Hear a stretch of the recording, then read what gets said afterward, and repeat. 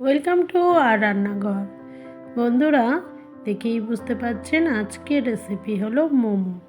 হ্যাঁ, আজকে আমি বাড়িতে ভেজ মোমো করেছিলাম। এই ভেজ মোমো আমার বাড়িতে হয়েই থাকে, কারণ আমার মেয়ে মোমো খেতে ভালোবাসে। মোমো কেন, ও সব খাবারই খেতে ভালোবাসে।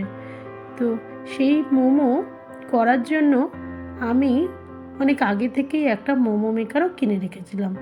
তবে মোমো মেকার থাকলেই যে বাড়িতে মোমো করা যাবে এই রকম নয়। বাড়ির অনেক ইনস্ট্রুমেন্ট আছে যেগুলো দিয়ে আপনারা মোমো সহজেই করে নিতে পারেন। চলুন দেখি তাহলে এই মোমো বাড়িতে কিভাবে করা যায়। প্রথমে মোমোর ডো বানাতে হবে, অর্থাৎ মেখে নিতে হবে ময়দা। আমি 1.5 কাপ মতো ময়দা নিয়েছি, তার মধ্যে হালকা করে একটু লবণ দিয়েছি আর গরম জল দিয়ে অল্প অল্প করে আটাটাকে বা ময়দাটাকে ভালো করে মেখে নিয়েছি। আমার বলতে একটু ভুল হলো বন্ধুরা, এটা আটা নয়, এটা ময়দা।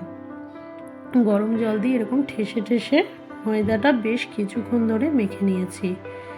দেখুন, খুব বেশি নরম করবেন না, একটু শক্ত শক্ত করে ময়দাটা মেখে নিতে হবে। তারপর সাদা তেল দিয়ে আমি বেশ 20 মিনিট মতো এটাকে রেস্টে রেখে দিয়েছি। এই যে হাতটা দেখতে পাচ্ছেন, এটা আমার নয়, এটা আমার ছেলের। সেই আমার আর রান্নাঘরে এখন বড় এক সদস্য।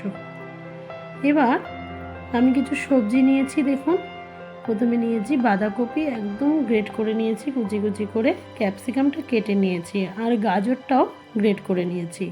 আপনারা যদি কুচি কুচি করে কাটতে পারেন কেটে নেবেন, বা চপারের সাহায্যে কাটলেও হবে।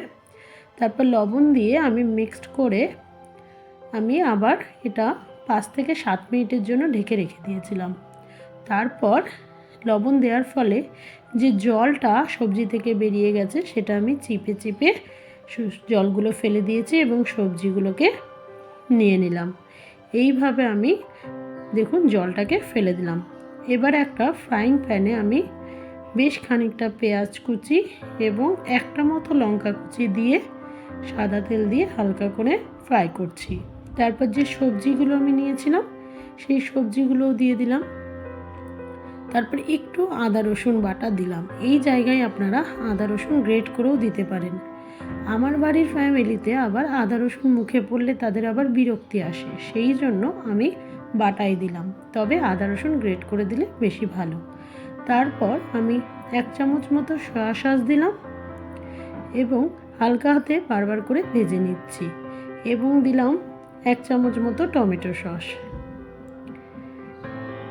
তারপর আমি উপর থেকে যখন সব কিছু ভাজাভুজি হয়ে গেল, তখন আমি মামার বাড়ি থেকে আনা সেই পেঁয়াজ পাতা ফ্রিজে রাখা ছিল, সেই পেঁয়াজ পাতা দিয়ে দিলাম আর দিলাম 1 চামচ মতো গোলমরিচ গুঁড়ো। এইভাবে সব মিশ্রণ একটু একটু করে মশলা দিয়ে আমি মিশ্রণটা ভালো করে একটু ভাজা ভাজা করে নিলাম। তবে এমনভাবেও ভাজবেন না যে একদম মাখ তরকারি হয়ে যায়, একটু গোটা গোটা থাকলে মুখে পড়লে তবেই ভালো লাগবে। তারপর যে ময়দাটা মেখে রেখেছিলাম সেই ময়দাটা এবার নিয়ে আমি এরকম করে গোল করে নিলাম, মানে রোল রোল করে নিয়ে ছোট ছোট এবার লেচি কেটে নেব। আপনারা যত বড় সাইজের মোমো খেতে চান সেইভাবে লেচি কাটবেন। আমি একটা প্রমাণ সাইজ করে কেটে নিলাম। কেটে নিয়ে আস্তে আস্তে এবার আমি মোমোগুলো তৈরি করব। তারপর সেগুলোকে হাতে করে গোল গোল করে নিচ্ছি, কারণ লুচি যেভাবে বেলে সেই রকম আমাকে এই মোমোগুলো বেলে নিতে হবে। আমি প্রত্যেকটা এরকমভাবে গোল করে নিলাম, গোল করে উপর থেকে ময়দা দিয়ে দিলাম। এবার আমি ময়দা দিয়ে এগুলো এরকম বেলনার সাহায্যে পাতলা পাতলা করে বেলে নিলাম। এখানে বলে রাখি বন্ধুরা যে একটু পাতলা পাতলা করে বেলতে হবে, এবং যে সাইডগুলো আছে সেগুলো একটু পাতলা বেশি করতে হবে। এরকম আমি একটা একটা করে বেলে রেখে দিচ্ছি।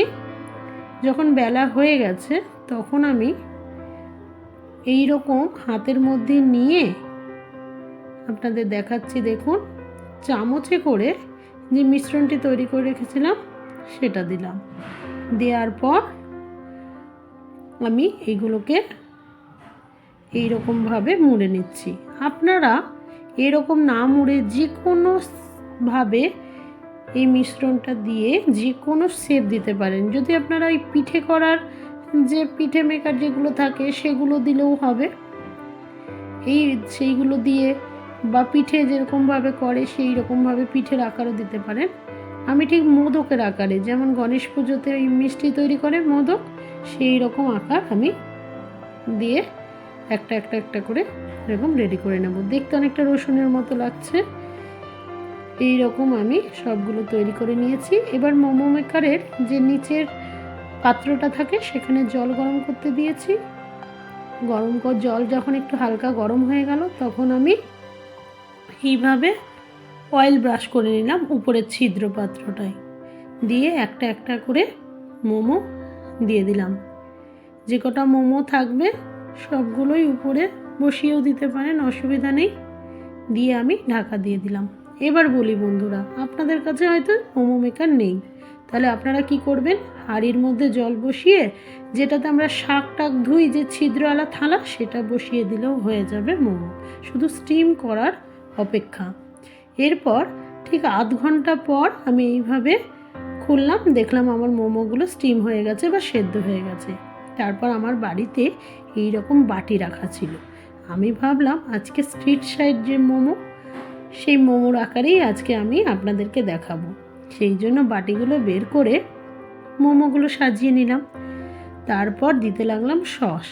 কিন্তু এক একজনের এক এক রকম সস খাওয়ার পদ্ধতি।